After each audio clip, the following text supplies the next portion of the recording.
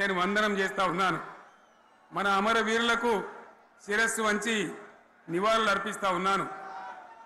1969లో మూగబోయిన తెలంగాణ నినాదానికి తిరిగి జీవం పోసింది ఈ గులాబీ జెండా అని మీ అందరికీ నేను మనవి చేస్తా ఉన్నాను.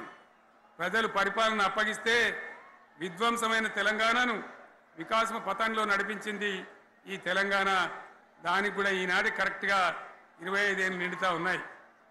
ఆనాడు కొండా లక్ష్మణ్ బాపూజీ గారు ఆశ్రయం ఇస్తే ఏప్రిల్ 27, 2001న జలదృశ్యంలో టీఆర్ఎస్ ఆవిర్భావం తెలంగాణ చరిత్రనే మలుపు తిప్పిన ఒక మహోజ్వల ఘట్టం. పదవుల కోసమో, కులం కోసమో, మతం కోసమో, వ్యక్తుల కోసమో పుట్టలేదు ఈ గులాబీ జెండా. ఇది తెలంగాణ రాష్ట్ర సాధన కోసం పుట్టింది. పదవీ త్యాగాలతోనే మన తెలంగాణ ప్రస్థానం ప్రారంభమయ్యింది. అది ఫలించి మన స్వంత రాష్ట్ర కళ కూడా నెరవేరిందని నేను మనవి చేస్తా ఉన్నా.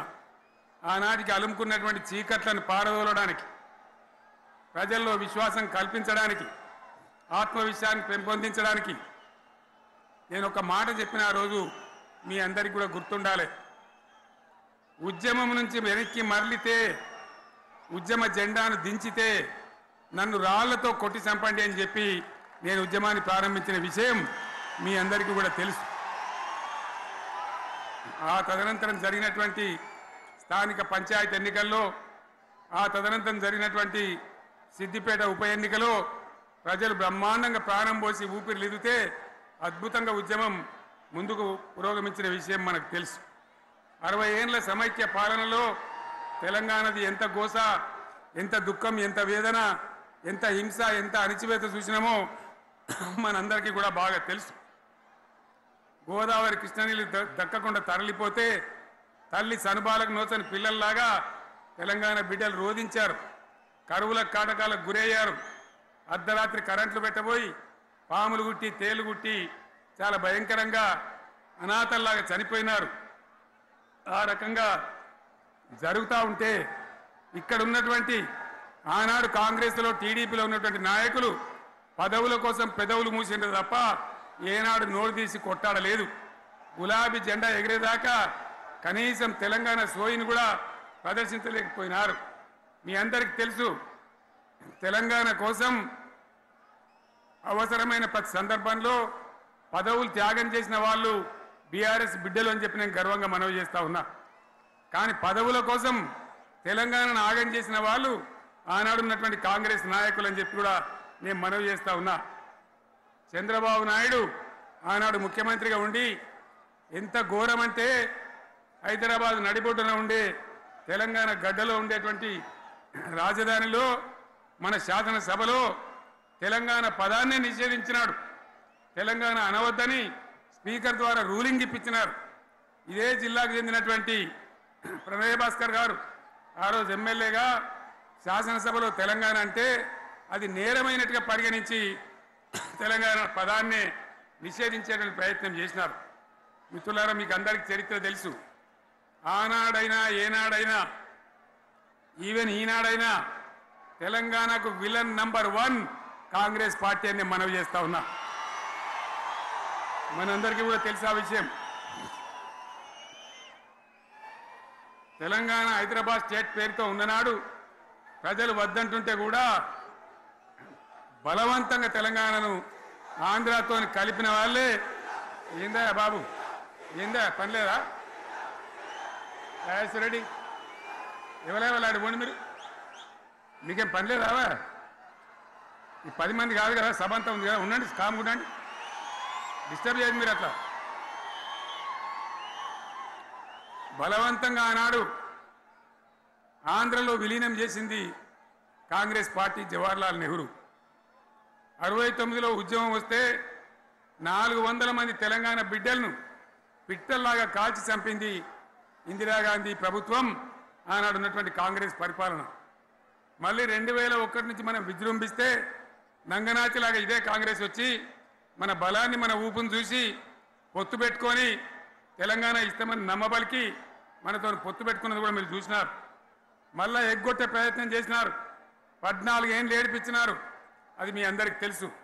వాళ్ళు ఎట్టెట్లా చేస్తూ ఉంటే వాళ్ళ మోసాన్ని కప్పేయడానికి నేను ఇదే జయశంకర్ పార్లమెంట్లో ప్రతిపక్షాలని కాంగ్రెస్ గొంతు పట్టుకుంటే అప్పుడు దిగివచ్చి తెలంగాణ కోసం ప్రకటన చేసిన విషయం మీకు తెలుసు. మళ్ళీ ప్రకటన వెనక్కి తీసుకొని మళ్ళా వెనకకు పోయినారు.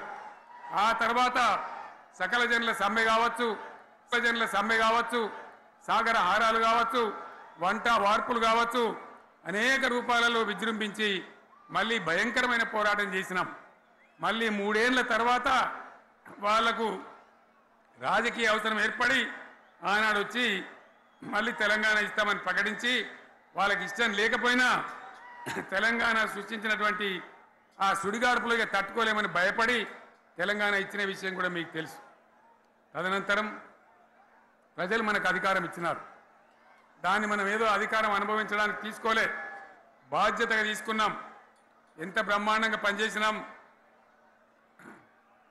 రాష్ట్రాన్ని మన చేతిలో పెడితే ఎక్కడున్న తెలంగాణను ఎక్కడ తీసుకొని పోయినాం.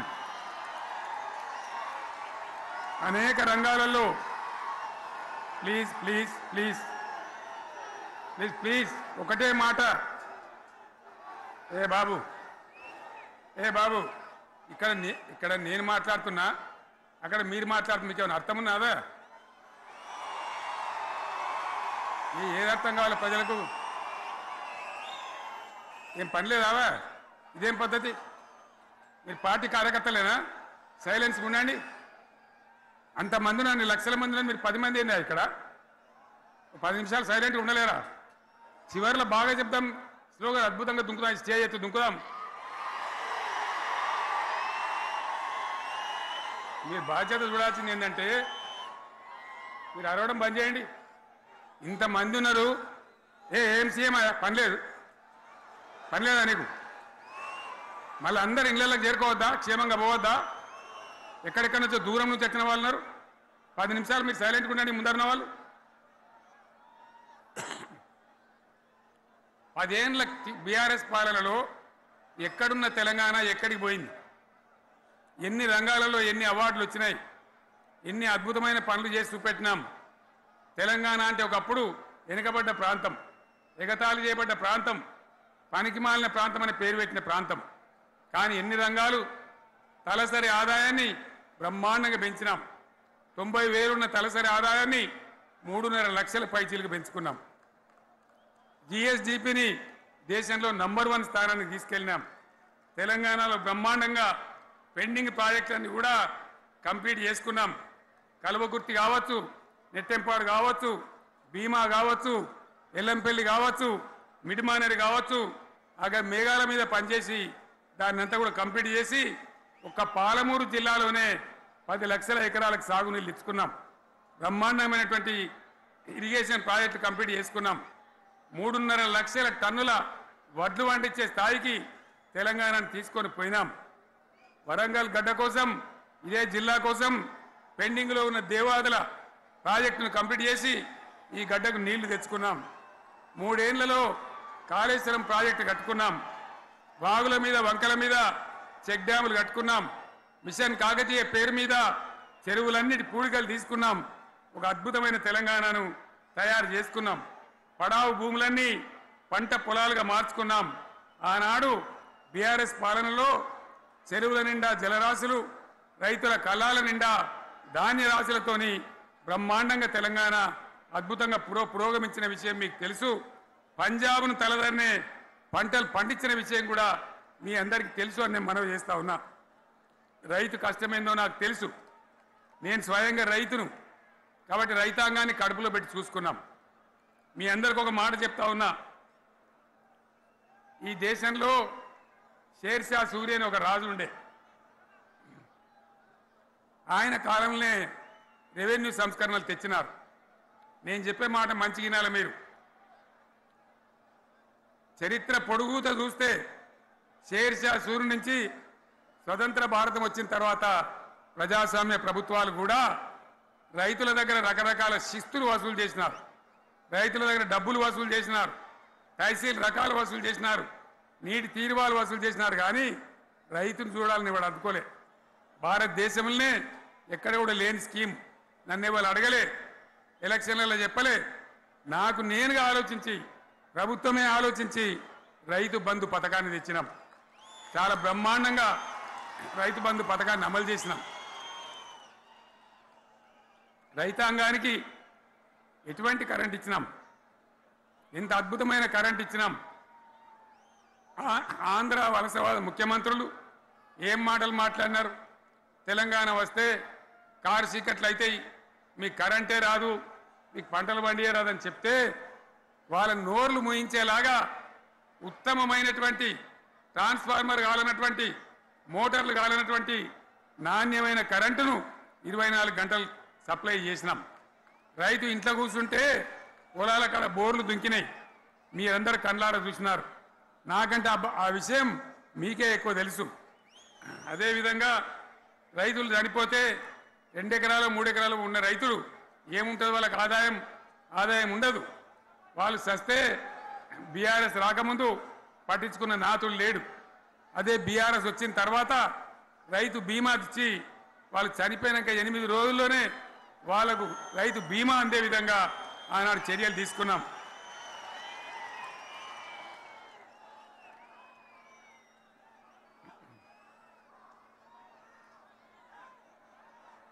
పైసలు ఎంత మంచిగా వచ్చేది, రైతు బంధు డబ్బులు ఏ విధంగా వచ్చేది.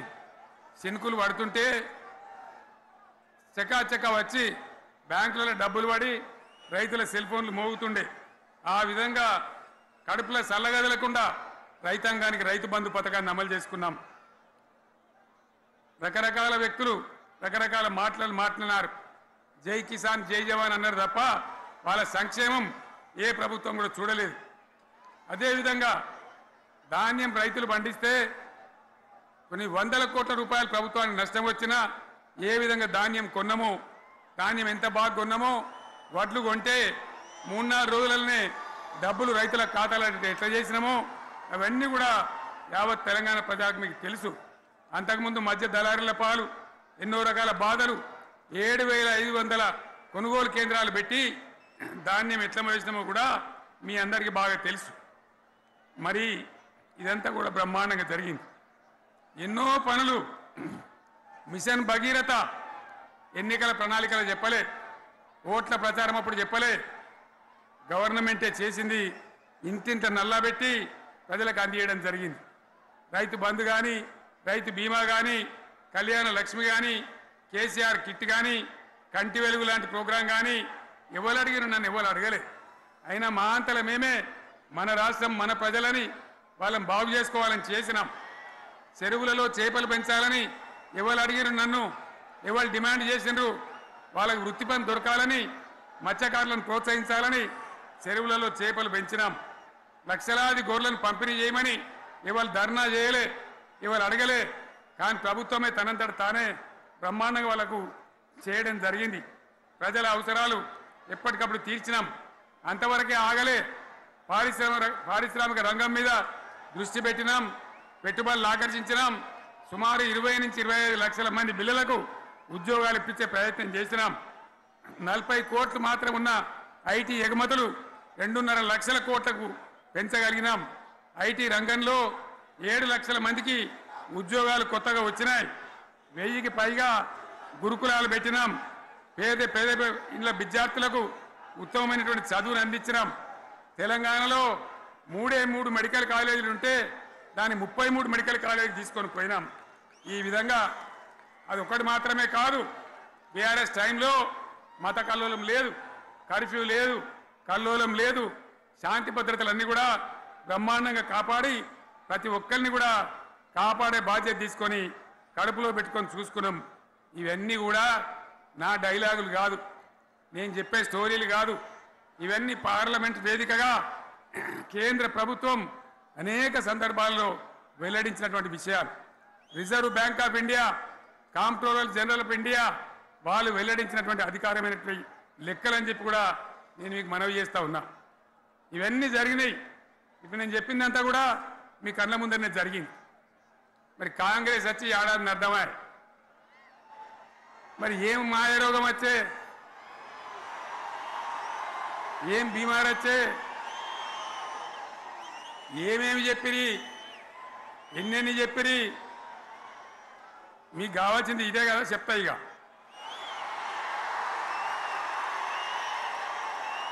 వాళ్ళ కథ చెప్పే ముందు మన కథ కూడా చెప్పాలి కదా. ఏమేం మాటలు మాట్లాడినరు. అరే మళ్ళీ సీఎం పెట్టిరా భయ్, యాడికెళ్ళి మోపోయినరా మీరు? బుద్ధి లేదా? ఆగు. ఏమైనా లుబాబీ ఆగు. వద్దంటే మళ్ళీ ఏందండి? ఇవాళ రాజశేఖర వాళ్ళు వాడు మనోడేనా?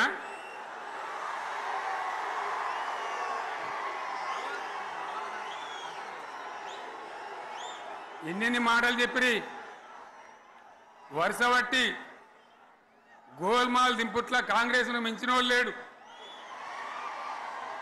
అబద్ధాలు చెప్పుట్ల కాంగ్రెస్ను మించిన వాళ్ళు లేడు. ఎన్ని చెప్పిరి ఇక్కడ ఉన్నోళ్ళు జాలరని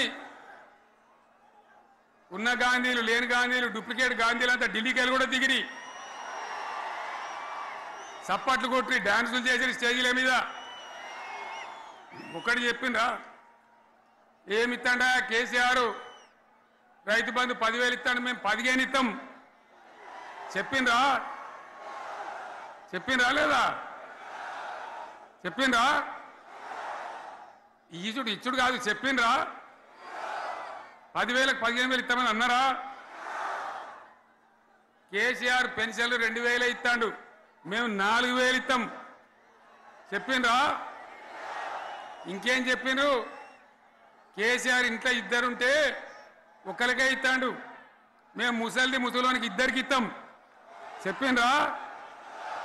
చెప్పిండ్రా లేదా? అన్న మీరు మధ్యన్న వాళ్ళు చెప్తలేరు, చెప్పిండ్రా? ఇవన్నీ కాంగ్రెస్ వాళ్ళు చెప్పిండ్రా? చెప్పిన వాళ్ళు ఒకసారి చేయలేవటారు దయచేసి.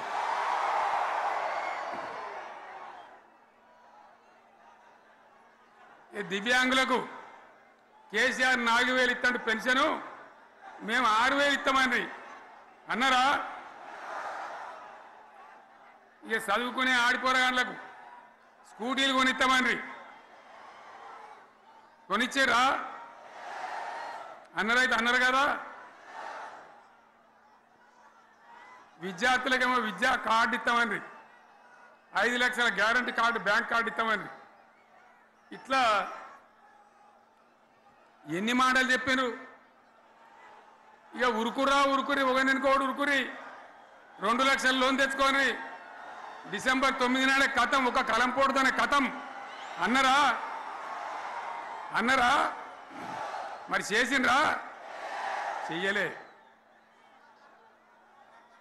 ఇక వడ్లు కొంటే ఒక వడ్లు కాదు, ఆనాడు మనమే కొనుగోలు కేంద్రాలు పెట్టి కనీసం మద్దతు ధర వచ్చేటట్టుగా మొలకొచ్చినా తడిసిపోయినా రంగు మారినా రైతులు కాబట్టి మన బిడ్డలు కాబట్టి గవర్నమెంట్కు 500 కోట్లు నష్టం వచ్చినా సరే మొత్తం కొనురా అని చెప్పినా కొనిపించిన. బాధ కాలే. వాళ్ళేం చెప్పిండ్రు? పబ్లిక్ను బోల్తా కొట్టేయడానికి మేము క్వింటాల్కి 500 బోనస్ ఇస్తాం, మక్కలకి ఇస్తాం, వడ్లకి ఇస్తాం, ప్రతి పంటకి ఇస్తాం చెప్పిండ్రా? ఇటువంటివి చెప్పుడే కాదు, వీటితోని ఇంకొక 420 హామీలు చెప్పిండ్రు. వాళ్ళ నోటికి మొక్కాలే. కళ్యాణ లక్ష్మి కేసీఆర్ 1,00,000 రూపాయలు ఇస్తాడు, మేము వస్తే